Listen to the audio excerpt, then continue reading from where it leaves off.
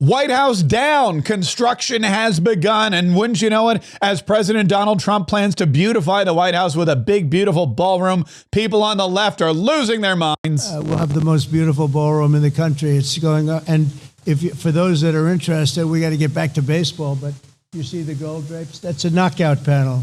We knock it in, you go, that comes out. And then you have essentially glass and exactly in the decor of the White House. I didn't know I'd be standing here right now because right on the other side, you have a lot of construction going on, which you might hear periodically. But that's a knockout panel, and that goes right into the ballroom, and the ballroom's going to be beautiful. So you'll have drinks, cocktails, everything on this floor, and then they'll say, welcome to dinner. You walk into the ballroom, Mr. Senators, and you're going to see a ballroom the likes of which I don't think it'll be topped. It'll be the finest. So it's going to be a lot of fun. Yeah, now it's going to be great. It's going to be fun. It's going to be amazing. And Mr. Senators are going to love it. But of course, before you have the big, beautiful ballroom, you got to get the bulldozers in there. There's a lot of mud everywhere. And it looks like, well, Demolition Man. And that's exactly what's happening right now. There is demo at the White House and people are capturing video of it and photos of it. And they're posting it online. And while the lunatics on the left are using it as any kind of excuse to try to complain about President Donald Trump and try to attack President Donald Trump and say Donald Trump is destroying the White House just like he's destroying America. But we know that's not true. We know Donald Trump is a builder. Donald Trump is doing construction. Donald Trump is trying to make everything amazing. He wants to make the White House ballroom rival some of the best in the country, including those at his famed Mar-a-Lago. And having been to the Mar-a-Lago ballroom on several occasions, I can tell you it is a beautiful sight to see. But President Donald Trump is excited about the demolition, and it's private donations. None of this is being paid for by taxpayer dollars. He took to Truth Social to announce, I am pleased that ground has been broken on the White House to build the new big, beautiful White House ballroom. Completely separate from the White House itself, the East Wing is being fully modernized as part of this process and will be more beautiful than ever when it is complete. For more than 150 years, every president has dreamt about having a ballroom at the White House to accommodate people for grand parties, state visits, etc. I am honored to be the first president to finally get this much-needed project underway.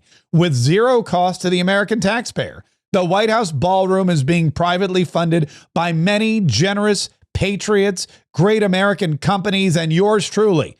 This ballroom will be happily used for generations to come. President DJT. And of course, the artist renderings and the drawings that we've seen of the ballroom they solidify that thought, and they back up his claims that this ballroom is going to be the perfect place for state visits and parties and whatnot. And it is kind of interesting to note that this has never been done before. This undertaking has never happened. There have been tons of construction projects over the years, but none that are as utilitarian as a ballroom for the many, many events that the White House houses and throughout the years. The rapid response team at the White House immediately responded to the, quote, fake outrage by writing, fact, presidents have been renovating and expanding the White House for more than 100 years. In 1902, President Theodore Roosevelt built the West Wing. In 1909, President William Howard Taft added the first Oval Office during a West Wing expansion. In 1933, Franklin D. Roosevelt added a second floor to the West Wing. In 1934, he relocated the Oval Office to its current spot, completed the East Wing, and built an indoor swimming pool. In 1948, President Harry Truman began completely gutting and rebuilding the White House interior, preserving only the exterior walls. In 1970, President Nixon converted FDR's pool into the press briefing room. The press, by the way, should probably be moved back across the street because wouldn't it be nice to have a pool at the White House? He also added a bowling alley in the basement, which is still there today. And in 2009, President Obama upgraded the tennis court into a full basketball court. Now, in 2025, President Trump has broken ground on a grand ballroom, modernizing the wing while privately funding the project. And they shared some of the images of West Wing projects or of White House projects throughout the years. However, because this is President Donald Trump, there's going to be all kinds of outrage from the left. But I, for one, am very excited to see what happens as a result of the completed project. Now, the demolition company, as you might imagine, is getting attacked as well. Newsweek reporting the demolition company tearing down White House flooded with negative online reviews. The company that is building President Donald Trump's ballroom has been flooded with negative reviews online by people angry at the partial destruction of the East Wing. Destroying the people's house with no regard for their permission. A 1-star review on Google Maps reads, deplorable act no matter what the reason. Fun fact, the people's house is actually the Capitol building, but I wouldn't expect someone who trolls construction companies online to know that. Dozens of people who gave the Maryland headquartered demolition contractor Asico LLC 1-star reviews in the last few hours alone have similar feelings. Newsweek contacted Asico by email for a comment on Tuesday morning outside of standard working hours. Now, a lot of these photos and videos are coming from the Treasury Department, which sits right next door, and employees are posting them online. Well, the Treasury Department has now told employees, don't do that. Don't share photos of the White House ballroom construction online. Images of the demolition of parts of the East Wing went viral on Monday, and Treasury's headquarters next to the White House has a front row seat. The Treasury Department instructed employees not to share photos of the demolition or of parts of the White House's East Wing after images went viral online. So even as President Donald Trump tries to build this country up, there are people out there that consistently try to tear him down.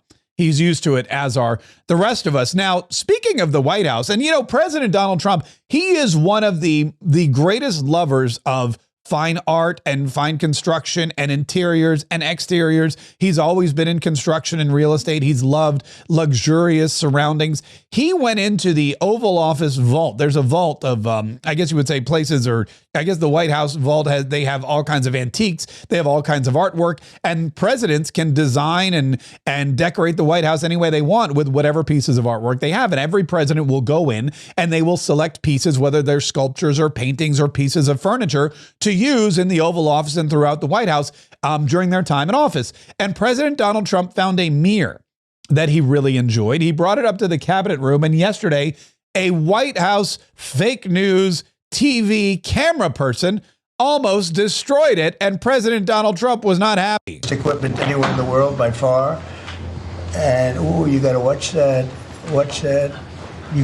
You're not allowed to break that. That mirror is 400 years old. A camera just hit the mirror. I just moved it up here special from the vaults, and first thing that happens, a camera hits it. Hard to believe, isn't it? Hard to believe. But these are the problems in life. These are the problems you have as the president of the United States. I try to beautify this joint with a 400-year-old mirror, and some klutz with a camera bumps into it and almost breaks it. These are the problems that only President Donald Trump has, but it shows just again his appreciation for history, his appreciation for architecture, for art, and for all things antique. So you need not worry about the White House. President Donald Trump will leave it in much better shape than he found it. You can rest assured about that. Now, he was talking about the White House in the ballroom while he was hosting the two baseball teams, by the way, from LSU, from Louisiana. One was LSU, and one was a baseball team that went undefeated for the first time. Gosh, I think maybe ever. Well, thank you, Mr. President. I'll be very brief. We want to thank you for being such a gracious host and having us out to recognize this excellence, and it really is. Louisiana's punching way above our weight limit, and this is the pride of the state right now. These guys behind me, they worked so hard, and they did it with class, Mr. President. They had grit and determination and integrity, and it's so good to see that pay off. And Louisiana's, as you said, a special state, filled with great people, great fan base. The parents are part of that. You have the Board of Supervisors and the board over the LSU system. And we recognize South and North Louisiana delivering these great titles, great championships, and it's really been something. And we want to thank you for your tremendous record and all you're doing right now. I mean, this president has not only reduced taxes, as we said, we've cut fraud, waste, and abuse out of government. He solved the border crisis. He's solving the crime crisis. Oh, that's right. He's also resolving wars around the world, but he still takes time. That's right. Yeah, but he still takes time to come here and honor baseball players and athletes and people here in the United States of America who are striving to do their best and leading by example. And those are all good things. Mike Johnson also had a busy day yesterday. He was talking about the government shutdown, which continues now after an 11th measure to reopen the government was shut down by, guess who? That's right, the Democrats. The Democrats for 11 times now have said, we will not reopen the government until you give us funding for illegal aliens. The Democrats 11 times now have said, we prefer illegal aliens and we want to protect them and we want to use your money to do it, more so than we care about American people, soldiers, workers, and all those other folks who are being affected by the Schumer shutdown. And Mike Johnson said this is historic for a couple of reasons. And it's also important for us to note this is the first time in history that any party has had the audacity to shut down the government over a totally clean, nonpartisan continuing resolution. This is a political stunt, and it's the first time it's been done, and it is the most costly, most selfish, most dangerous political stunt in the history of the United States Congress, because as we have stood here day after day after day explaining all the Americans who are being harmed by this nonsense. And the Senate Democrats have zero shame about this. They don't have any shame at all about the pain that they're inflicting upon hardworking families, upon soldiers and law enforcement officers and veterans and the elderly and the disabled and women, infants, and children. Services to all those categories and paychecks to those folks are being stalled because Democrats are playing games. Democrats are playing games, and they're doing it for two reasons. Number one, because they love illegals more than they love Americans. And number two, because Chuck Schumer thinks that he has a snowball's chance at HE double hockey sticks of getting reelected for like a bajillionth term if he does this, if he keeps this shutdown going. I don't think he has a snowball's chance in anything of getting reelected at this time. I think he's basically destroyed his political career, not just with this with all the other horrible decisions he's made over the last couple of decades. I mean, it's not just, this isn't what's going to sink Chuck Schumer. Chuck Schumer's been a horrible representative for New York for a very long time. This is just going to be the icing on the cake. And President Donald Trump yesterday at the White House, in addition to hosting baseball teams and talking about the big, beautiful ballroom, hosted the Australian Prime Minister and took questions from the media. And they asked him about two of the biggest things going on right now. And one of them is the war in Ukraine. And can President Donald Trump bring that to an end? Just a few weeks ago at UNGA, you said that Ukraine could possibly win the war and well, they could. Territory, but now they could still win it. I don't think they will, but they could still win it. I never said they would win it. I said they could win. Anything can happen. You know, war is a very strange thing. A lot of bad things happen, a lot of good things happen. If you look at the Middle East, I would say prior to us hitting Iran so hard, we could have never made that deal because you would have had a dark cloud over the Middle East when we took out their nuclear capability, which was one of the great military maneuvers of all time. It was flawless. You saw that. Yeah. Those magnificent B-2s. I mean, that was a flawless move that was done by some very talented people headed up by Pete and everybody else and our great generals and General in particular, Raisin Cain.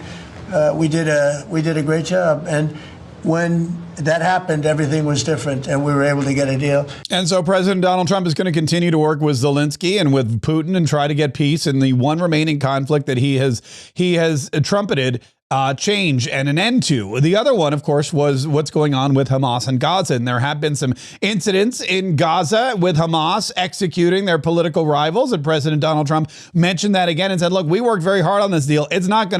This deal will go through. We will do whatever we need to make sure that peace remains in that area. You know, we have 59 countries that agreed to the deal. We have peace in the Middle East for the first time ever.